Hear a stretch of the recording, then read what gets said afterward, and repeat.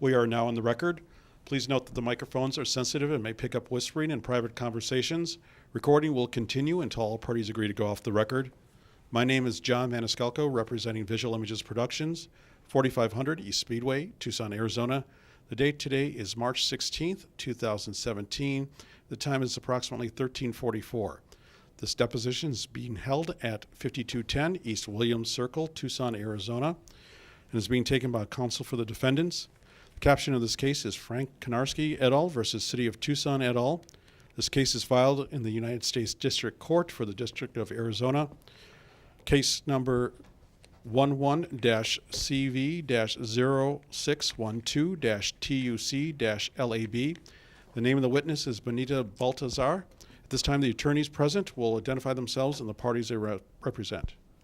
Hi, my name is Don Cartier. I represent the Konarskis. Good afternoon. My name is Jim Sturringer. I represent defendants. Our court reporter, Rainbow Silva, representing Rainbow Court Reporting, will swear in the witness and we can proceed. This will be under oath, ma'am. If you raise your right hand, please. Do you swear the testimony you're about to give in this case is the truth, the whole truth, and nothing but the truth? Yes. Good afternoon. Good afternoon. Tell me your full name, please. My name is Bonita Baltazar. And how old are you? What's your date of birth? I'm 42, and my date of birth is 12/13/74. Do you know Frank Konarski or any member of the Konarski family? Yes, I do. And how long have you known the Konarski family? About 6 months, 5 months that I've lived in their complex. So you live in their complex currently? No, not.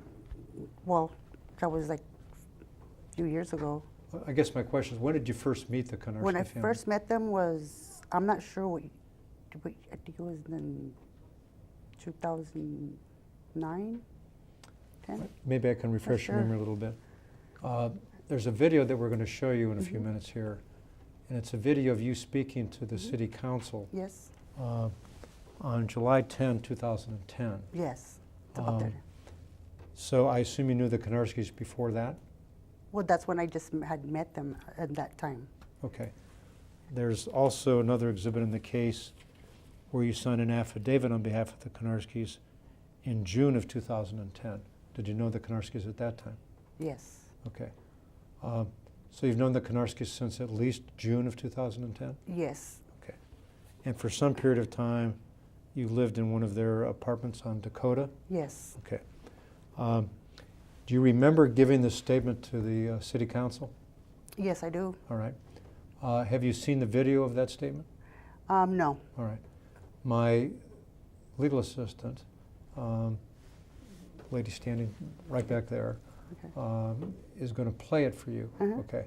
So I'm going to keep my mouth shut as that's running, and I just want you to watch and listen to it, and then I'm going to ask you some questions about it. Okay. Bonita Baltazar.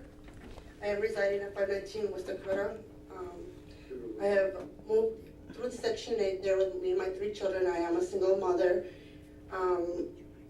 I feel this, I lived in a lot of other places, and I finally found one that I feel comfortable and safe, and it's a very clean place, and as far as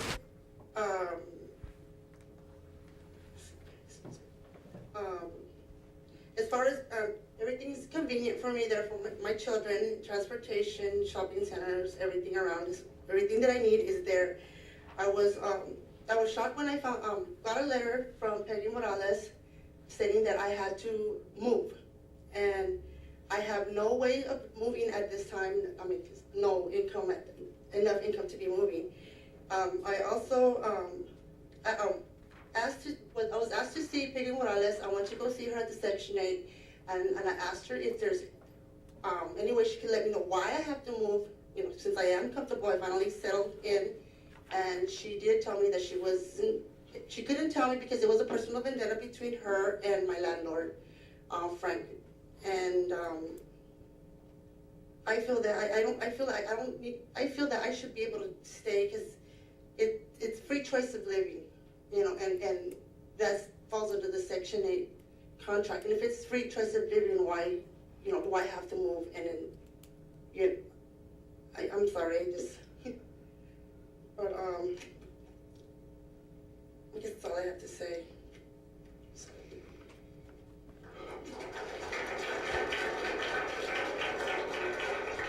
For everybody, thank you very much for being here and your input on the call of the audience. We're now going to move to. If you could turn the light on now. Thank you.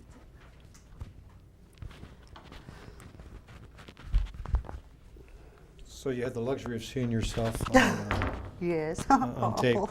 Do you remember that evening that you Yes, made I those do. statements to the city Mhm. council? Yes, I do. Let me ask you a few questions about the statements you made. There's some pieces of paper I want you to take a look at Mhm. this afternoon.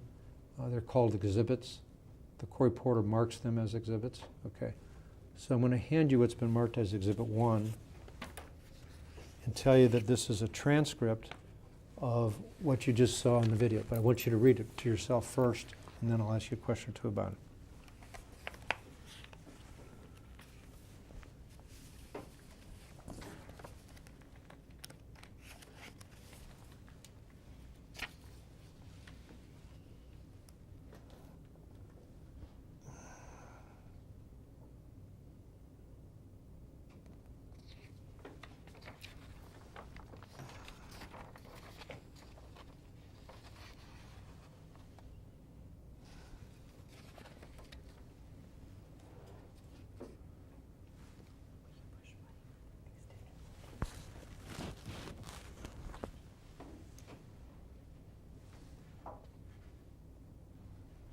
Okay. You've read it from beginning to end? Yes. Does that seem to be an accurate Yes. transcription of the remarks you gave that you just saw on the video screen? Yes. Okay. Let me just ask you a couple questions about Exhibit 1.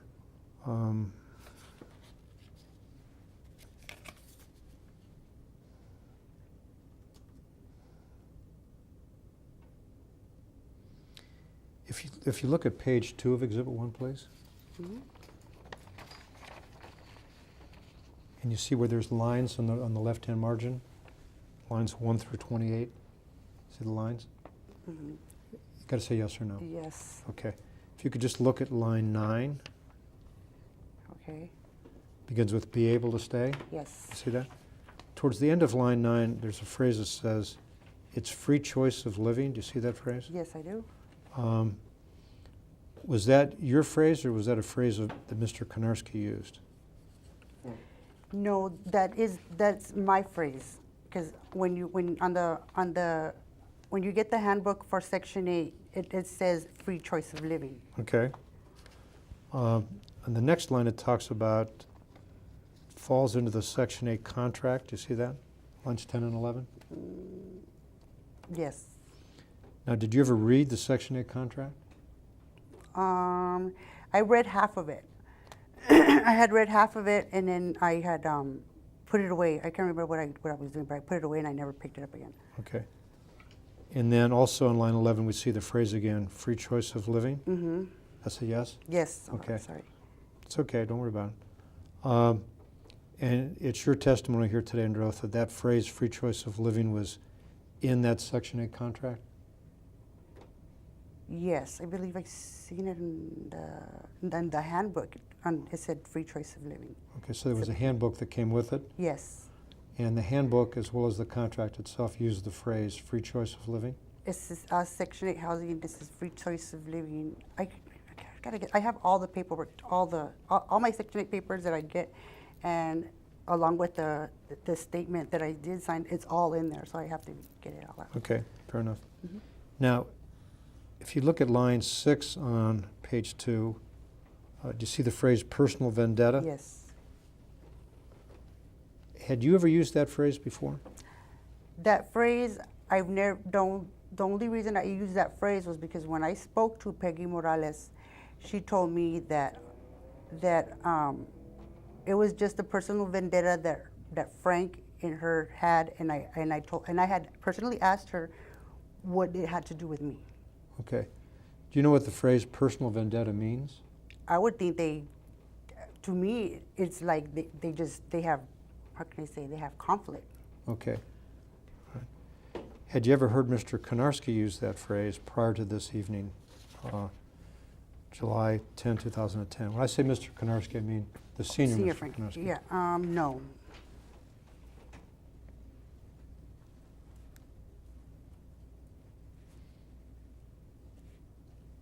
And how many times had you met Peggy Morales before the two of you spoke, and according to you, she used the phrase personal vendetta? That was the very first time I met her.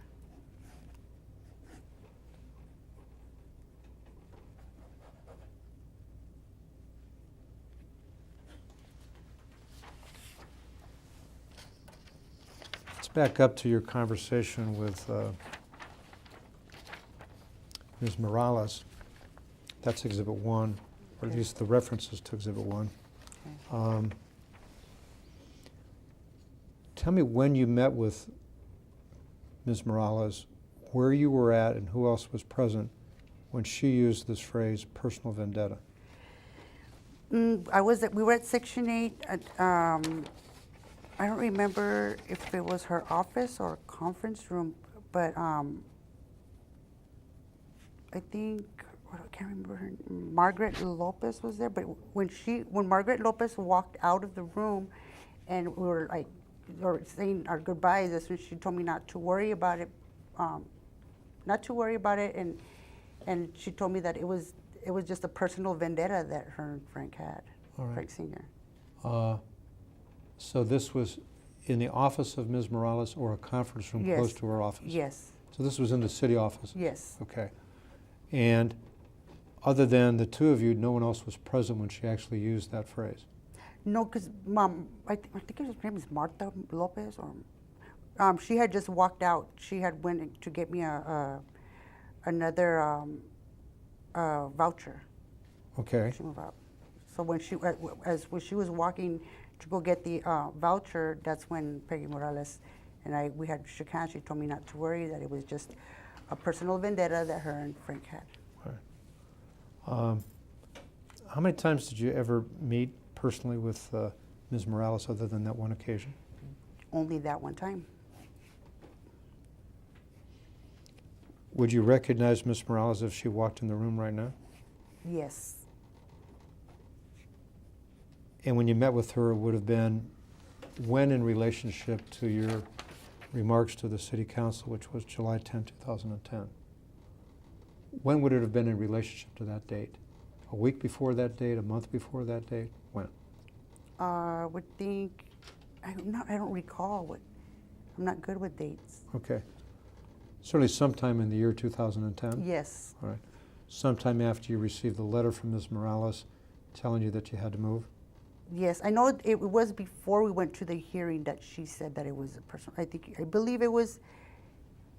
Now come to think, I think it was 2 weeks before we went to that hearing. And when you say hearing, you mean this, The City Council. which is what Exhibit 1 is all about? Yes. Okay. All right. So maybe 2 weeks before Yes. your remarks to the City Council? Yes.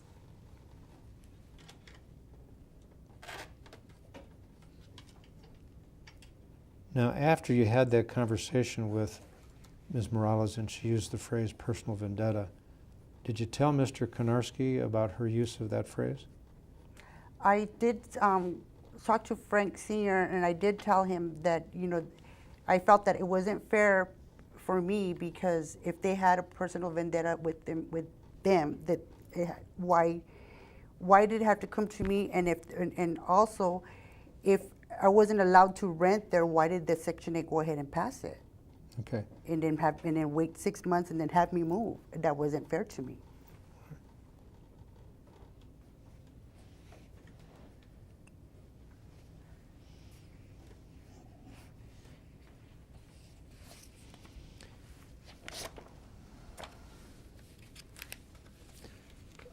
Let me hand you what the reporter has marked as Exhibit 3. Mhm. So if you could put the other exhibits aside so you don't get confused with too much paper in front of you. Exhibit 3 purports to be an affidavit that you signed. Mhm. I'd like you to take just a few moments to read it from beginning to end and then let me know when you're done.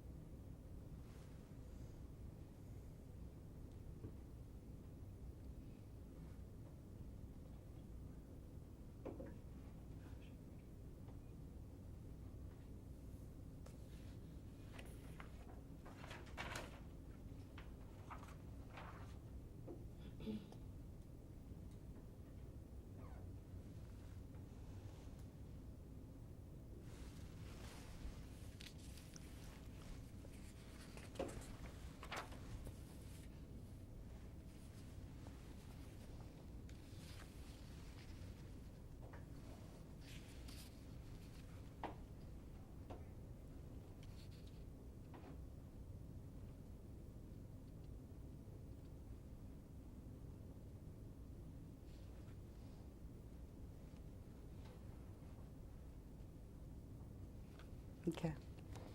You've had a chance to read Exhibit 3 from beginning to end? Yes. This is an affidavit that you signed? Yes. Now, at the time you signed Exhibit 3, June 7th, 2010, had you already spoken with Peggy Morales, and had she already made this statement to you about personal vendetta? Yes. Okay.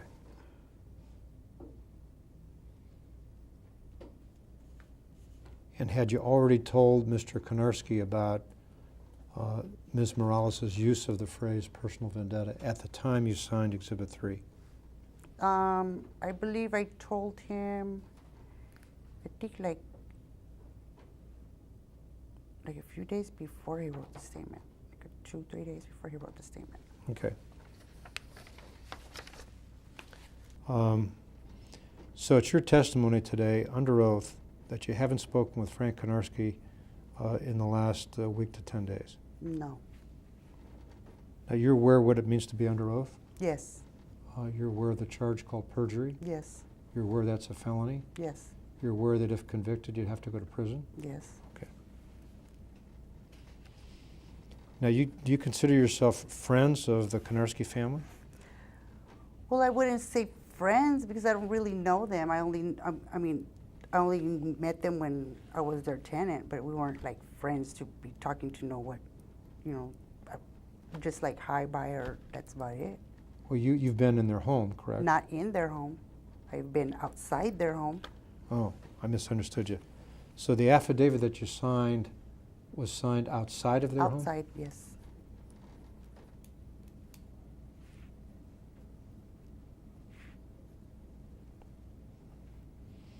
A little bit of a digression, getting back to the video we saw here. Not that I'm an expert in women's clothing, because I'm not, okay? Mhm. But you were wearing a shirt that had a name on it called BB? Babe. Yeah, BB, yeah. BB? B-E-B? Yeah, B.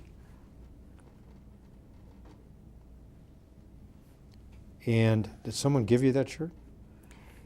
Well, when they came to pick me up, I just grabbed any shirt and I just threw it on. All right, so that shirt belonged to you? Yes, it is. And no one had given it to you? No. How much had you paid for that shirt? That shirt was given to me as a gift. By the person that gave it to you, was that person named Konarski or any relationship to the Konarski family? No.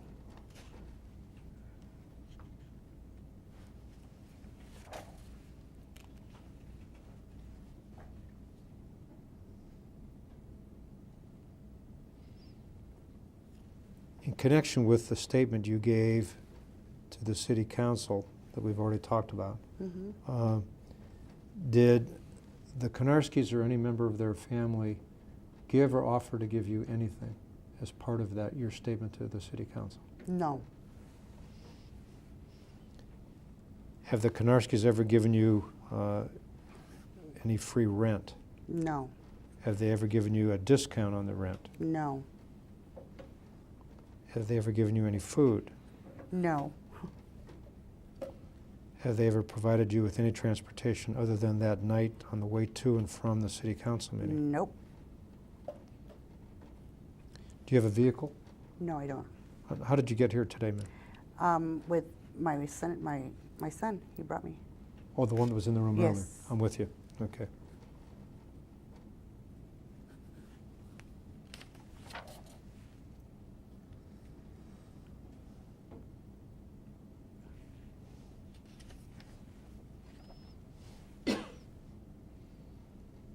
Just about done, Ms. Baltazar.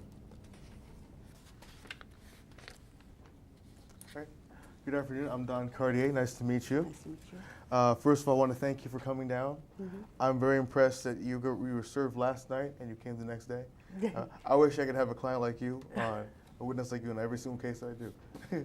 So I'm a big picture kind of person. So, and I'll make my question a little short and sweet.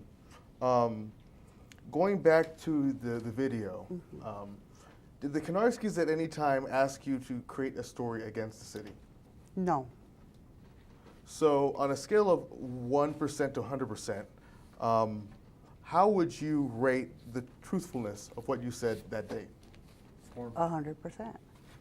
So you're saying that everything you said in that video that he showed you is 100% true.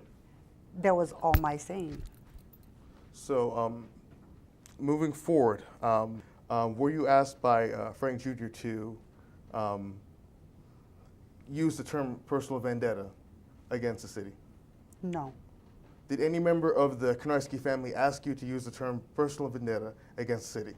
no, So if you were given the opportunity, because withdrawn, the allegations that we're making against the city, you understand they're very serious. yes, I Okay. do. One party is telling the truth, and one party is alleging that the other party is not. If the defense asked you to testify on their behalf, would you? Well, it depends on who's telling the truth. Okay. If they ask you to testify that Mr. Konarski told you to say what you said in that video that Mr. Stringer showed you, would you? If he told me to say it, no, I wouldn't. Okay. So, just to reiterate, everything you said in that video is true. That was all me. Okay. Moving forward, what drew you to that apartment that the Konarskis had given?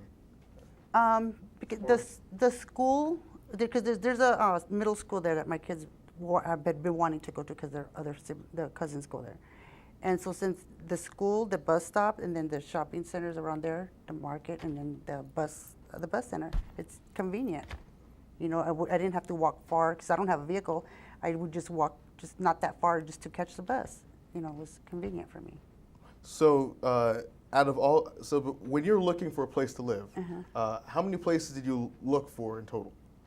I was a while. I looked like for probably like about 7 places before that. 7 places. Yes. And out of all those 7 places, that ranked number 1.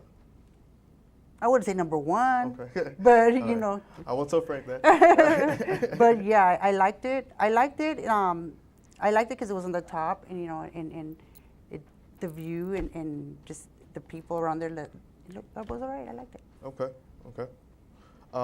If you had a choice, withdraw.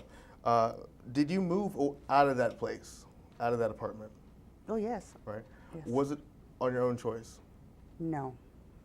Right. So you would have stayed if you could have stayed. Oh yes. Right. Let's look at some of the stuff that my co-counsel has been addressing. Do you recall Miss Peggy Morales writing to you, urging you to move out of the Konarski's housing unit located on 519 West Dakota Street in Tucson, Arizona? Yes. Right. How did that make you feel when you saw that letter? I felt I'm sorry, go ahead. I felt threatened, kind of. So I went in and I called legal aid at my reservation, and I asked to speak to someone who could actually help me, you know, to understand it better and give me some type of advice, you know, on how I can take care of the paper. And that is your own personal feelings? Yes. Okay. Do you recall Ms. Morales urging you to obtain a new housing voucher packet from her city housing office, even though you had a lease to rent from the Konarskis in Yes. 2010? Yes. Sorry. All right.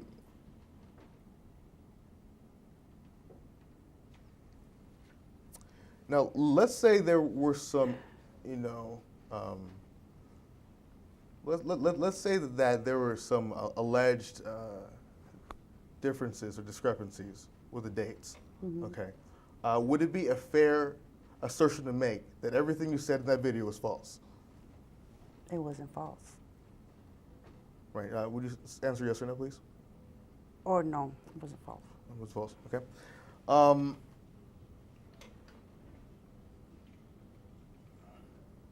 Can you describe to me Ms. Morales? She's tall, thin, not too thin, but she's thin. She has short hair. like her hair is like a blondish or light brown. She wears glasses. Right. Now, at that time, how much money did you make? At that time, I wasn't working. I was looking for a job. You were looking for a job? Yes, Okay. because I had just moved into the Canucks, their apartments. Oh, you're just looking for a job. All right. So, is it reasonable to say that you did not have a lot of money just to pick up and just leave? I did not have no money to just pick up and leave. Okay. That was the hard thing that I was trying to explain to her, that the money that I moved, that the money that had saved up to move, I had no more money to get a U-Haul or for a deposit or anything, and it was awful because I would have to go to my family for help. I understand. I understand. I've been there before.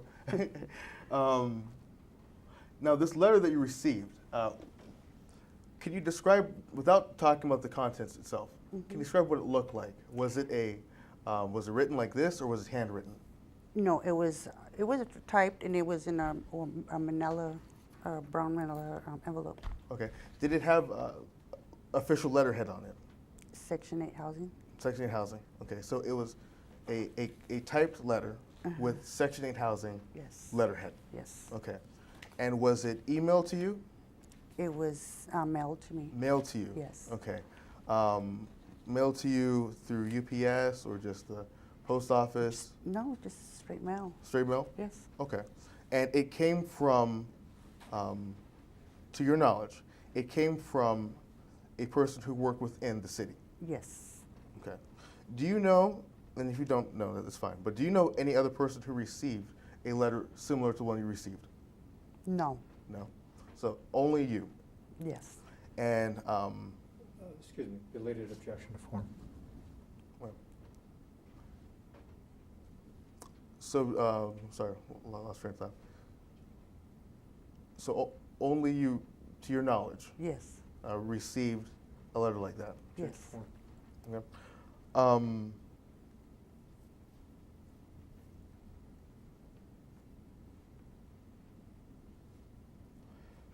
Now, this word vendetta,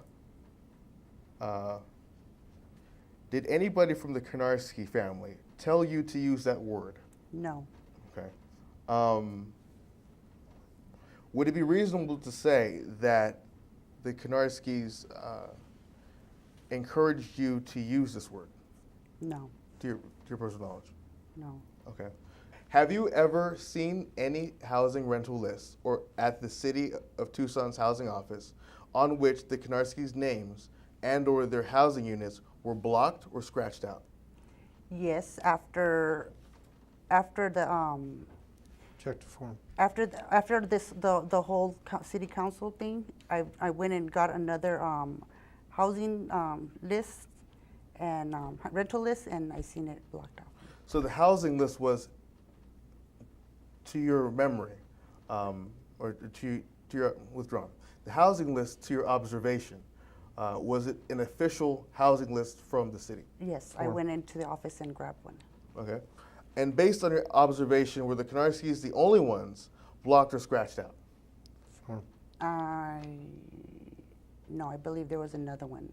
Okay. Were they scratched out with a pencil or pen, whiteout? No, it looked like just like a black mark, like a marker, like blacked out. All right. Did you ever discover the reason that the Konarskis' names were blocked or scratched out? No. I was told that Form. not to worry about it. Or- So.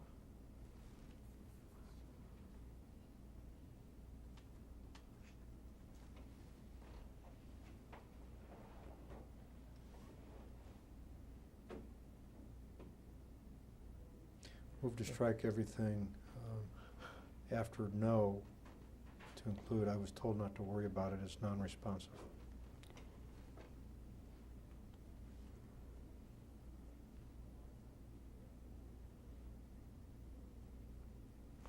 Now, at that time, and I'm speaking only about your personal opinion, did you feel that it was odd or inappropriate that Ms. Morales had revealed to you the basis for your move out from the Konarskis housing unit as a personal vendetta? Form. Can you rephrase that? Withdrawn, I'll rephrase it. Did you think it was a little, in your personal opinion, did you find it to be professional or unprofessional that Ms. Morales was so open with you on the reasons why she and Mr. Konarski were having some issues? Form. That just blew me, I just blew me away because I just wanted to know why I had to move. You know, she didn't have to give me everything, but she didn't say much. She didn't say nothing really. She just said it like that. You know, there was just a personal vendetta between her and Frank. Right. Now, I noticed during his questioning, you're holding a piece of paper. What piece of paper is that? This is my summons. Summons. And that summons was given to you by who?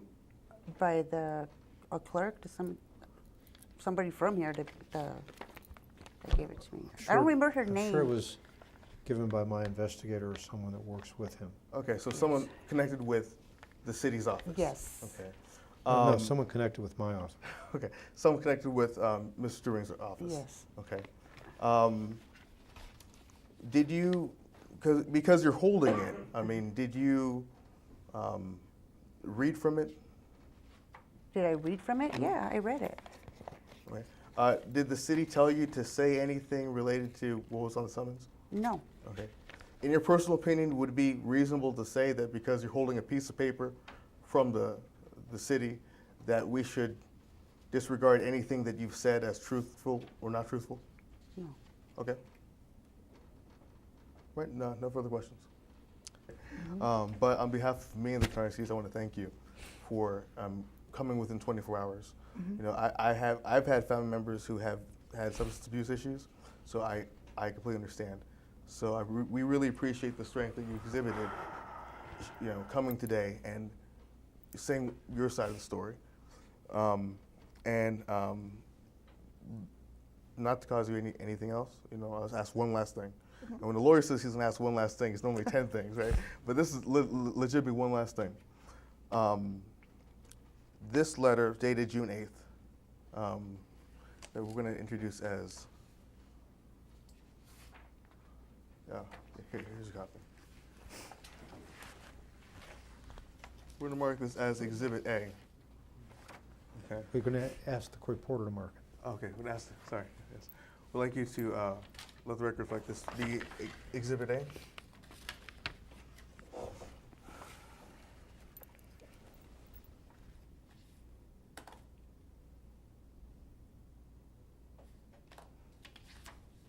And next time I'll get some stickers and I'll put the stickers for you.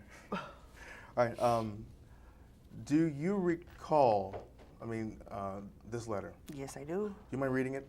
It says, please be advised that we are unable to honor your agreement that you entered into for above address. Unfortunately, this means that you will not be able to reside in this unit while on Section 8 Choice Voucher Program. We need to meet with you as soon as possible to issue you a new voucher packet. Please call me. So on this letter indicates, you know, to my understanding, that they're terminating your time at the Konarski's place. Yes. Dated June 8th. Yes. Is that correct? Yes. And do you mind reading the address that it's from? It's sent to.